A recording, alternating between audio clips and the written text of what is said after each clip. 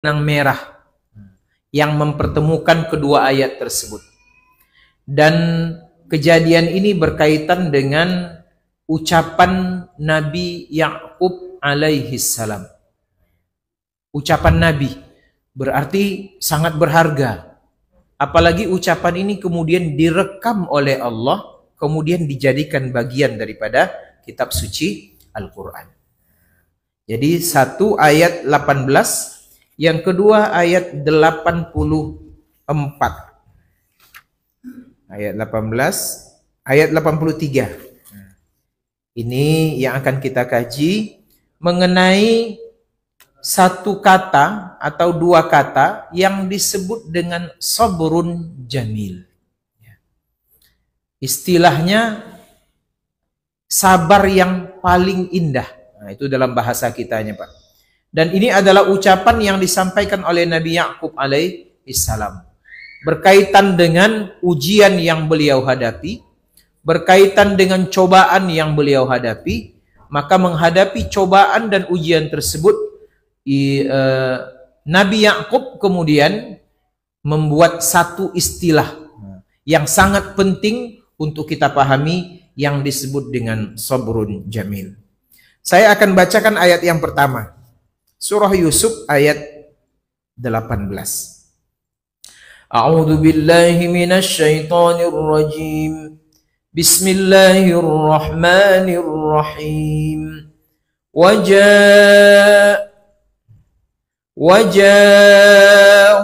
على قميصه بدم كذب قال بل سولت لكم أنفسكم أمرا فصبر جميل والله المستعان على ما تصفون.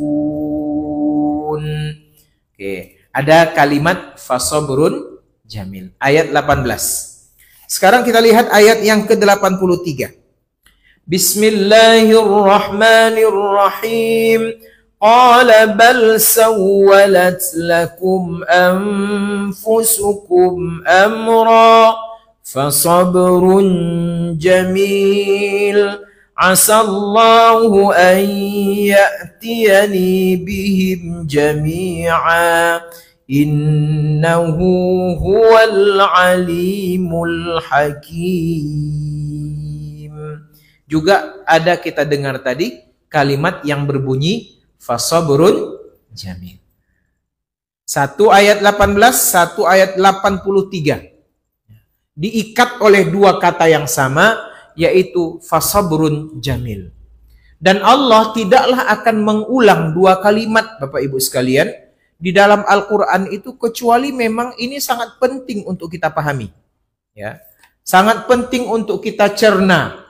Dan pasti ada hal-hal yang positif yang bisa kita ambil dalam menjalani kehidupan kita ini.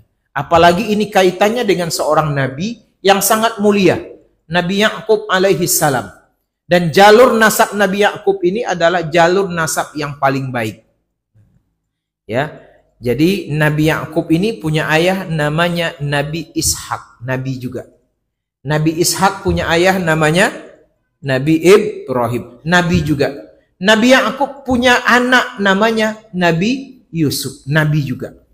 Jadi 4 jalur nasab, ya, itu keempat-empatnya adalah nabi dan rasul, yang namanya semuanya ada di dalam Al-Quran. Nabi Yusuf ada, Nabi Yakub ada, Nabi Ishak ada, Nabi Ibrahim ada. Nabi Yusuf jadi nama surah Yusuf. Nabi Ibrahim jadi nama surah Ibrahim. Yang tak jadi nama surah itu Ishak dan Yakub. Bapak Ibu yang saya hormati, yang dirahmati Allah Subhanahu wa taala, ayat pertama tadi Yusuf ayat 18 itu berkaitan dengan cerita Nabi Yakub itu kehilangan Nabi Yusuf, Pak. Nabi Yusuf dibawa oleh saudara-saudaranya yang iri hati dengan beliau. Ini bermakna kadang-kadang yang iri hati dengan kita itu bukan yang jauh-jauh dari kita, Pak.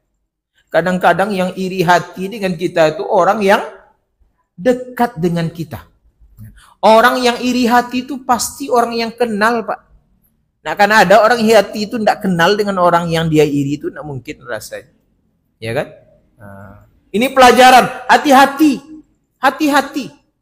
Kisah Nabi Yusuf ini berasal dari iri hatinya, dengkinya, saudara-saudaranya. Maka mereka berniat mau menghabisi Nabi Yusuf ini. Pertama rencananya dibunuh. Tapi kemudian turun yang kedua. Tidak usah dibunuh. Cari sumur di tempat yang sangat jauh. Masukkan Yusuf itu ke dalam sumur. Kalau hidup dia hidup. Kalau mati dia mati. Ketika kehilangan Nabi Yusuf ini. Itu Nabi Yakub ayahnya sedihnya luar biasa, Pak. Ya. Kemana mau dicari lagi? Apalagi dalam cerita ini. Saudara-saudaranya itu datang kepada Nabi Yakub. Membawa pakaian Nabi Yusuf yang sudah dilumuri dengan darah. Cuman ada yang satu ketinggalan. Katanya dimakan oleh serigala, tapi bajunya tak robek. Kan? Dicengkram, dicakar serigala, dimakan oleh serigala. Tapi ketika Nabi Yakub periksa bajunya itu, kok bajunya ada darahnya saja, tak ada sobek-sobeknya. Tapi Nabi Yakub tak punya bukti, Pak. Kemana mau dicari buktinya? Siapa yang mau disalahkan? Mereka bersepuluh orang. Akhirnya Nabi Yakub mengatakan, fasabrun jamil. Aku akan terima ujian ini. Hilang anak kesayanganku. Entah di mana dia kini berada. Aku yakin pasti di balik itu ada kebaikan. Dan aku akan jalani ujian ini dengan sabrun jamil. Itu kisah pertama. Ya. Kisah yang kedua, sekian puluh tahun sesudah kehilangan Nabi Yusuf ini, ternyata Nabi Yakub kembali kehilangan anak yang kedua. Namanya? Yang sekandung dengan Nabi Yusuf, Bapak Ibu ya. Jadi Nabi Yusuf itu kan punya adik-beradik itu 12 orang. Ada yang sekandung 2 orang, ada yang tak sekandung 10 orang, Pak. Ya, karena Nabi Yakub itu istrinya 2. Dari yang satu lahir 10 orang, dari yang kedua lahir 2 orang.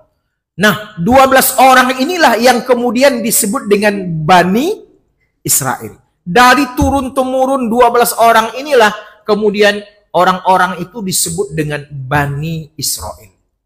Itu luar biasanya Bani Israel ini. Keturunan Nabi, Pak. Ya. Nah. Jadi hilang lagi anak kedua yang sekandung dengan Nabi Yusuf. Namanya Bunyamin. Orang Jakarta menyebutnya Benyamin. Benyamin Syuaib. Ya. Sidul anak sekolahan. Dan meninggal beberapa puluh tahun yang lalu.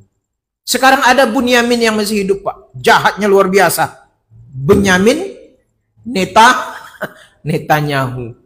Kalau ada di sini kita tampar. Ya. Kalau ada di sini tuh kita tampar sama-sama.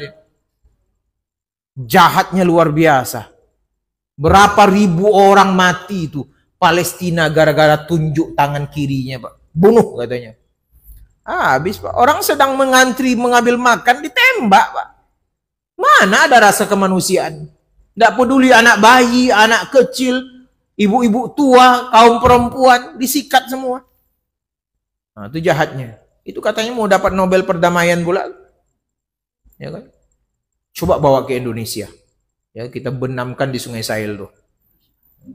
Jengkel betul, Pak. Kok ada manusia yang seperti itu? Tapi Benyamin yang disebut di sini bukan Benyamin itu. Bunyamin bin Yakub bin Ishak bin Ibrahim. Cicitnya Nabi Ibrahim alaihissalam. Hilang dia. Hilang lagi. Hilangnya di Mesir. Tidak bisa dicari, Pak. Sedih lagi Nabi Yakub. Yang pertama belum selesai, hilang lagi yang kedua. Ketika hilang yang kedua ini tidak bisa dicari, tidak bisa minta tolong kepada siapapun. Akhirnya Nabi Yakub mengatakan fasabrun jamil. Kembali dia ulang, aku akan terima ujian ini dengan sabar yang indah. Berarti sabrun jamil ini penting. Karena kita ke depan ini akan banyak kehilangan nih, Pak. Ya kan? Mungkin anak-anak kita kehilangan pekerjaan. Mungkin suami kita sudah pensiun, kehilangan pekerjaan, ekonomi makin sulit, harga-harga makin naik, pajak di sana sini. Yang turun tuh apa Pak Ustadz? Air hujan cuman Pak. Ya, air hujan yang turun cuman. Berat bangsa kita nih Pak. Nanti kalau berlanjutlah perang Iran Israel tuh, apa imbasnya ke kita? Naik harga minyak Pak. Iya kan? Kalau udah naik harga minyak itu udah kelimpungan kita. Ternyata kita bukan penghasil minyak, kita pengimpor. Ya, itu mana minyak yang di Duri itu? Mana minyak yang di Minas tuh? Wallahu a'lam bissawab. Bapak Ibu yang dirahmati Allah, maka ini sabrun jamil ini penting untuk kita pahami dengan baik. Nah, sekarang mari kita lihat Bapak Ibu sekalian, apa yang dimaksud dengan sabrun jamil. Ini penting untuk kita pahami agar ini bisa menjadi satu bahan renungan untuk kita sekalian. Tidaklah mungkin Allah menyebutkan sesuatu kata di dalam Al-Quran kecuali dia punya makna. Kalau yang baik, dia punya makna yang baik untuk kita pahami.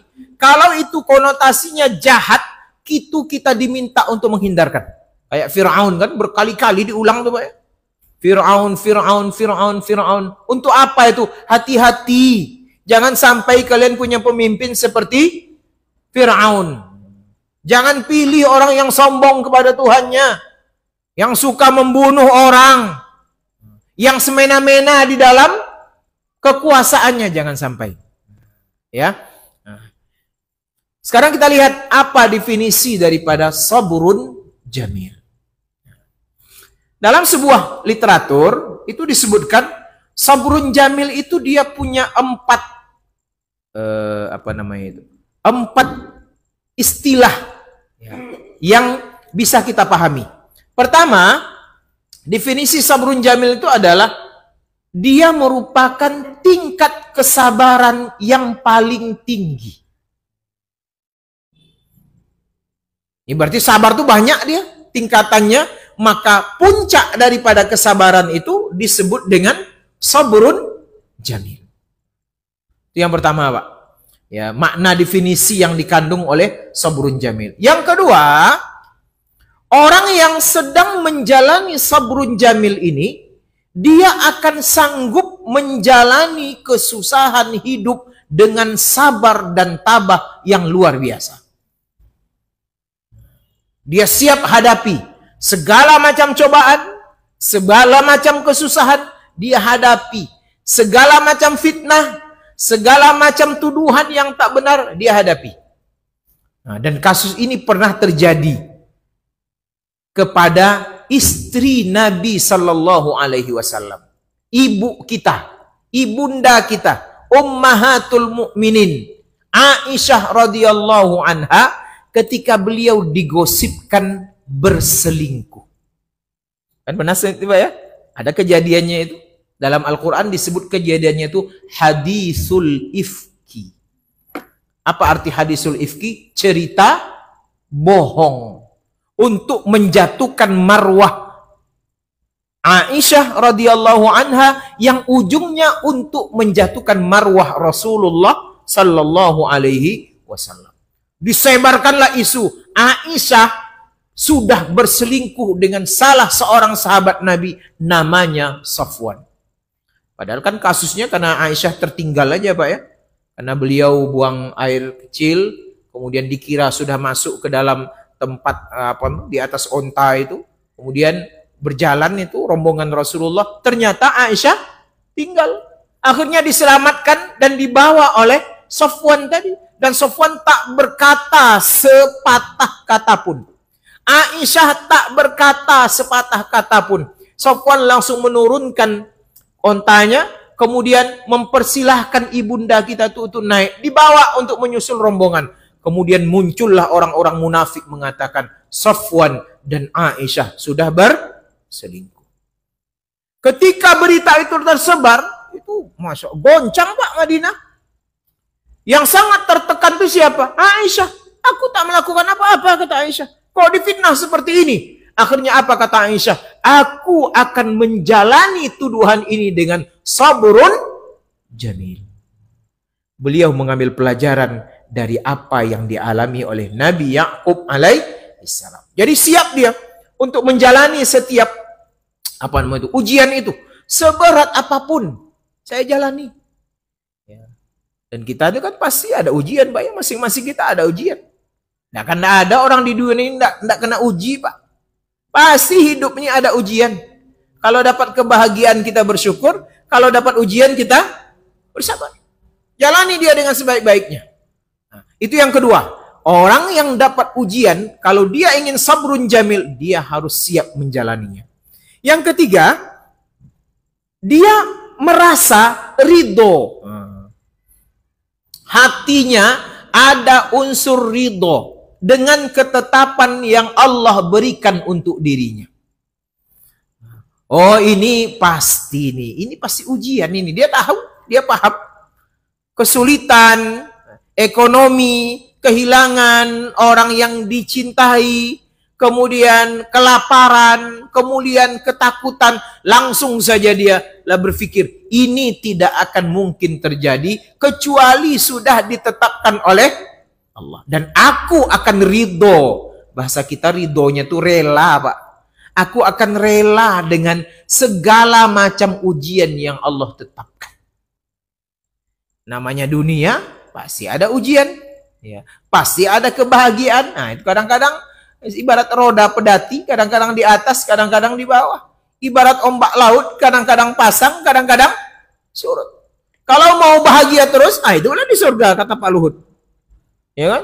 Kalau ingin sengsara terus, hiduplah di neraka. Tapi yang namanya dunia, kadang-kadang kita bahagia, kadang-kadang kita menderita. Itu sudah jadi hukum alam tuh. Tidak akan ada orang yang bahagia terus. Dan tidak akan ada orang yang susah terus. Pasti kadang-kadang bahagia, kadang-kadang susah. Nah, pada saat dia susah, dia rela dengan ketetapan Allah Subhanahu wa ta'ala. Itu yang ketiga. Yang keempat, orang yang ingin menjelaskan definisi daripada sabrun jamil ini, ada unsur yang keempat. Unsur definisi daripada sabrun jamil, yaitu al-yaqin. Dia yakin dalam hatinya. Ketetapan yang dia hadapi berupa cobaan dan ujian ini, itu pasti sudah atas pengaturan dari Allah Subhanahu wa ta'ala. Tidak mungkin akan terjadi kalau tidak diizinkan oleh Allah. Tidak mungkin, Pak. Tidak mungkin ada yang bergerak di atas muka bumi ini kalau tidak diizinkan Allah. Itu keyakinan dia. Maka dia yakin 100% Allah lah yang mengaturnya dan Allah lah yang mentakdirkannya untuk diriku. Dan aku yakin tidak akan mungkin aku dibebankan satu ujian yang aku tidak sanggup untuk memikulnya. Kenapa? Karena Allah yang menjanjikan itu. Apa dalilnya?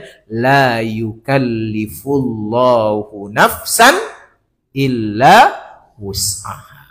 Itu kan artinya apa? Allah tidak memberikan beban kepada setiap orang, kepada siapapun, kata Allah, illa wus'aha, kecuali orang itu pasti akan mampu untuk menjalaninya. Maka